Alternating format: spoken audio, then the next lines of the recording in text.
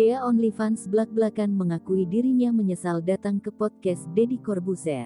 Seperti diketahui, setelah hadir di podcast Deddy Corbuzier, sosoknya langsung menjadi viral.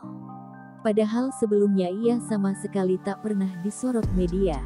Dea OnlyFans viral setelah datang ke podcast Deddy Corbuzier, di mana pada podcast itu, ia bercerita bagaimana kehidupannya yang kerap mempertontonkan lekuk tubuhnya kepada beberapa orang.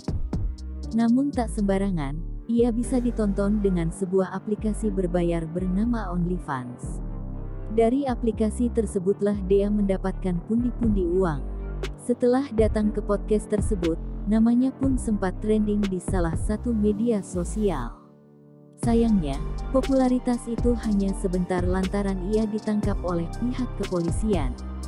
Dea pun mengatakan kalau ia sangat menyesali datang ke podcast Deddy Corbuzier. Melansir dari kanal YouTube Langit Entertainment, Dea OnlyFans menyinggung soal kehadirannya dalam sebuah podcast sebelum terjerat kasus hukum. Tetapi, ia memang tak menyebutkan secara gamblang podcast milik siapa. "Aduh, yang kemarin dibilang cepu ya," ujar Dea OnlyFans saat menjadi bintang tamu. Ia pun secara terang-terangan mengatakan kalau menyesal telah hadir di podcast Deddy Corbuzier.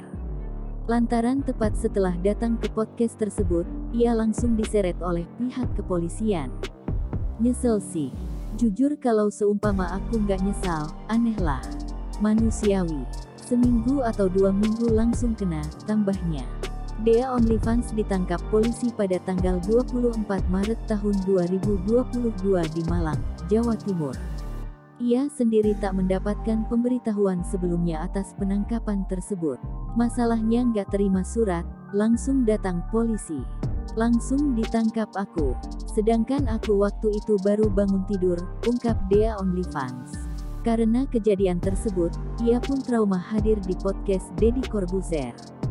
Ia bahkan tak mau lagi jika diundang dalam podcast tersebut.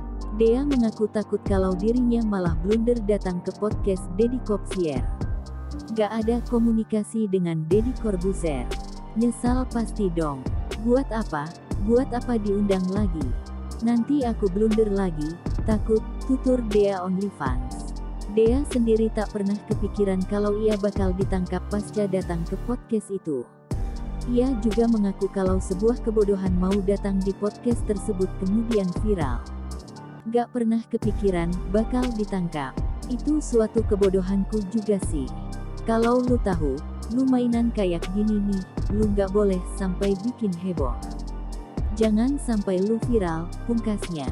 Seperti diketahui, Dea OnlyFans telah menjadi tersangka atas kasus dugaan penyebaran konten pornografi.